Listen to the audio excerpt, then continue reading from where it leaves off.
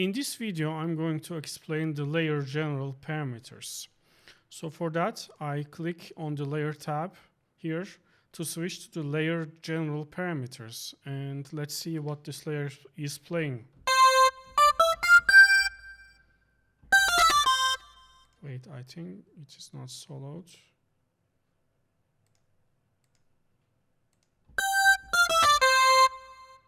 Oh yeah, it's playing an FM patch. Now there are different settings here. The first important one is the voices parameter. So a layer can be a polyphonic layer or a monophonic layer. If I choose polyphonic, I need to set the number of voices. Let's, for instance, choose 4 voices. So if I select 4 voices, it can play up to 4 voices at a time. And let's go back to the volume envelope and increase the release time of my voice.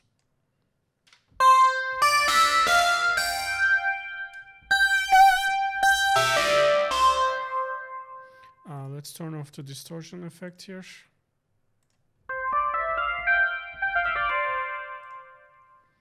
So since I have 4 voices, I cannot play more than 4 voices. For instance, let's play a 3-voice chord here and try to play another melody here with my right hand.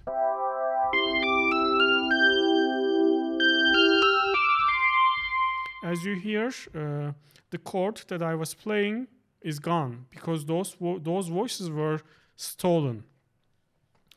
So we come to the topic of voice stealing with polyphony.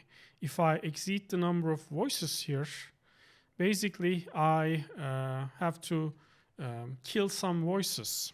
And by default, I have steal released voices, steal released note setting here.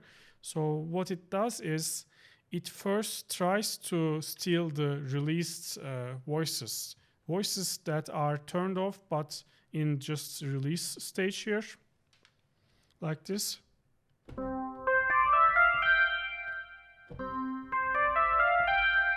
So when I'm playing, it is first stealing the released voices.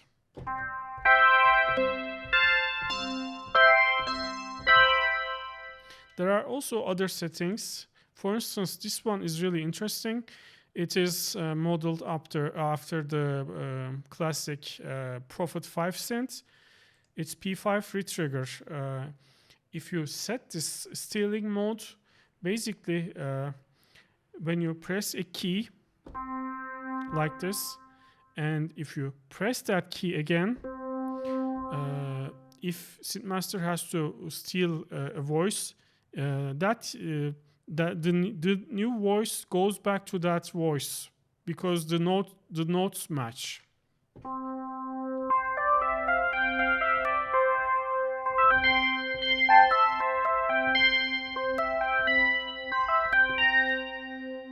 As you hear,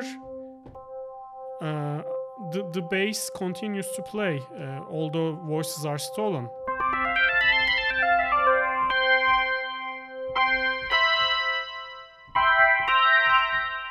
That's because of this same note steal algorithm. There are also other stealing modes here, like last note priority or high note priority. These are also different stealing settings. Anyhow, I'm going to increase my voices to like 16 voices, and I'm going to initialize this layer again.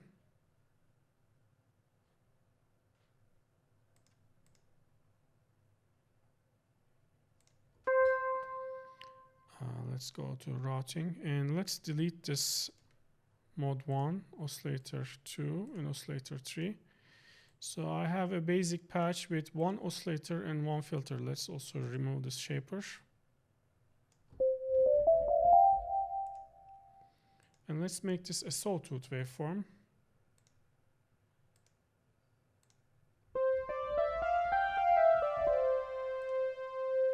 I'm going to turn off the effects.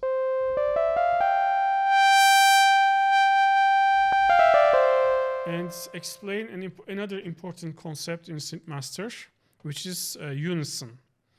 So we have two types of Unison in SynthMaster. The first one and the well-known one is the Oscillator Unison. So what is Oscillator Unison? For oscillators in SynthMaster, we have a voices parameter. Let's set this to 7, for instance. So when I press a key, actually 7 different oscillators will play. But of course, I have to add some variations to them. I have to change their pitches. I do that by playing with these spread parameters.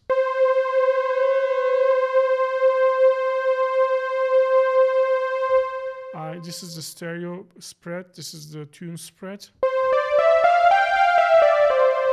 So when I press a single key, 7 voices are actually playing for oscillator 1. This is basically called oscillator unison. And look at the CPU here.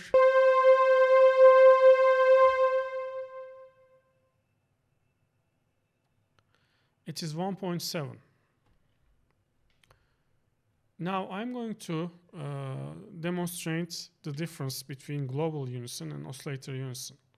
So let's go back to just one voice per oscillator. This time I'm going to enable voices here for the entire layer. Let's make it like 4 voices.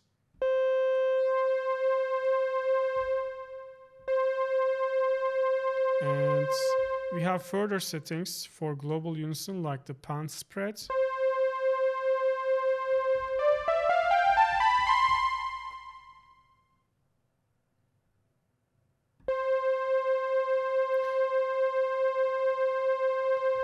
But this time, when I'm playing, the number of voices here increases. Because I have global unison. So when I press a key, I'm playing multiple voices. So which means that I'm having multiple number of oscillators, multiple number of filters. And also for filters, we have a global cutoff spread parameter.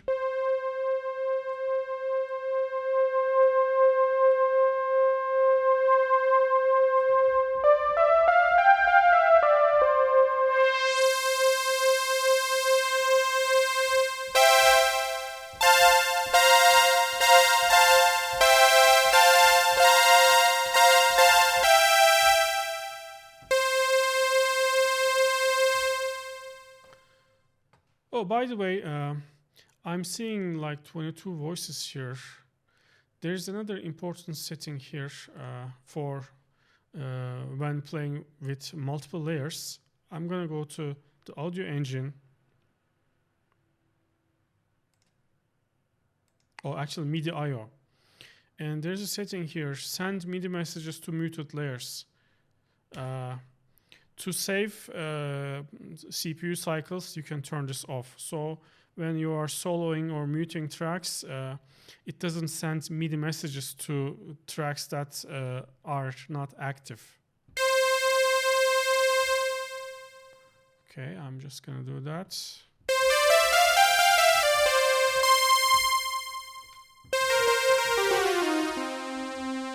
I can also increase this to up to 8. But it consumes much more CPU.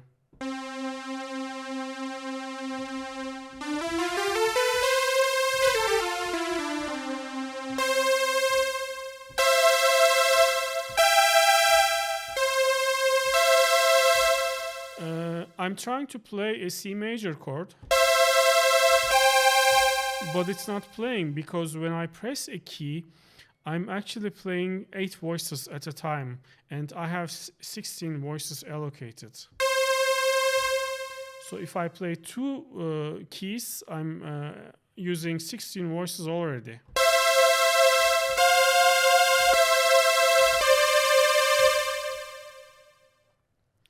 So yeah, this is the difference between global and oscillator unison. Let's turn on the oscillator unison and turn off the global unison.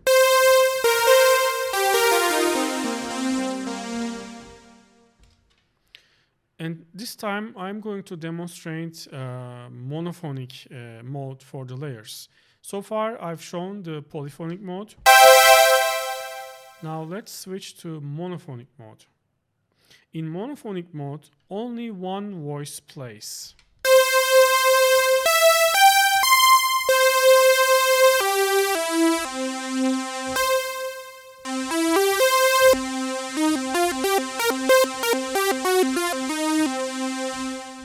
And for mono voices, there's an important parameter here called glide. So this determines the glide time to switch between pitches.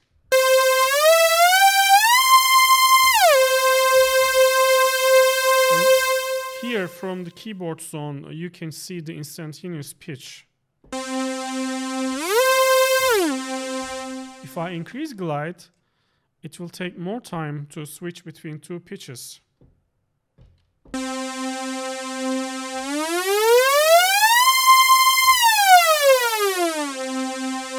can see it from here.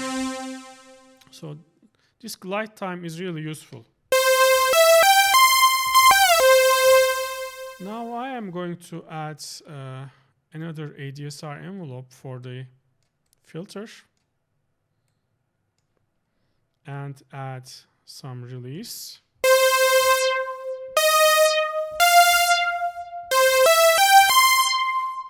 For the mono mode, we have different triggers. Like if we have retrigger,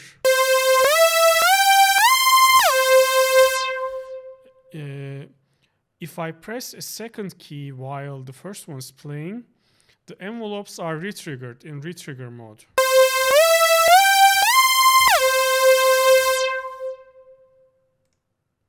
In resume mode, they are not retriggered. And in legato mode, let's have a long release and some attack as well. Also for the ADSR one, let's have a long release and also an attack like this.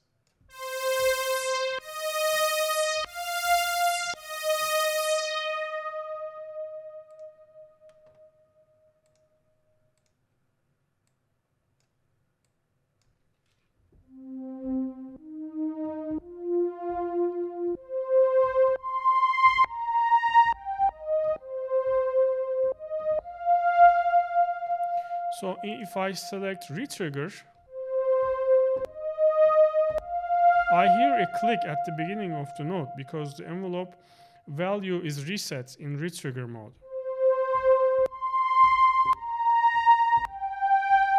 But if I set it to legato,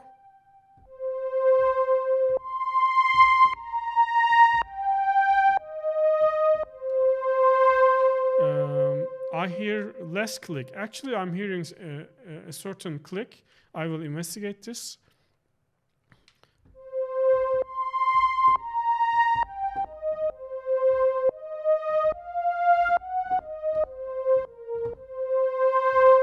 But normally in legato mode, when you have a note that's in release stage, and if you press, if you release your key, and if you press a second one, the envelope value should be continuous, as in analog oscillators.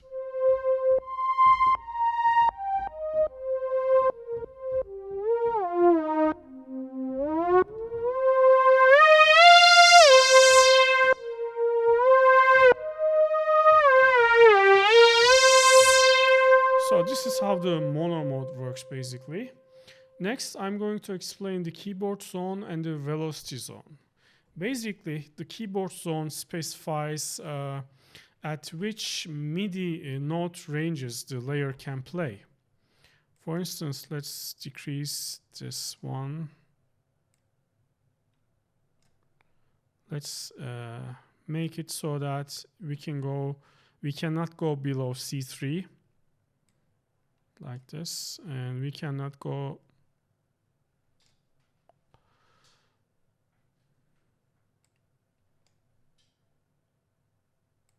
I think there's a bug here, but I'm gonna basically set it from which layer was that? We are on the triangle layer. So let's set it from here.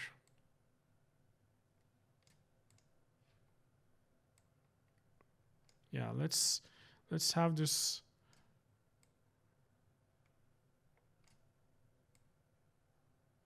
I can also apply this curve for the keyboard zone. Let's go back to our layer view here. And this is the range at which the layer can play.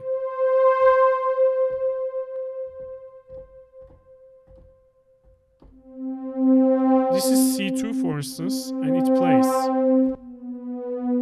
B1, no, actually this is C3, B2, A2, and I don't hear anything with A2 because this is my lower range, A2.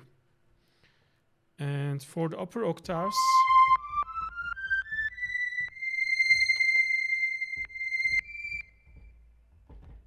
yeah, after this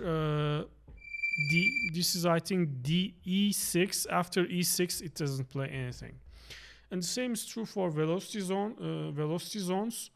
If it specifies at which MIDI velocity ranges the layer would play. For instance, let's make it so that at lower velocities, I have a lower,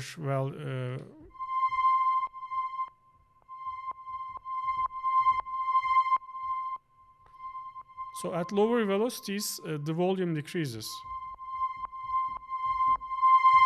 And at higher velocities, the volume increases because we are at this part of the curve.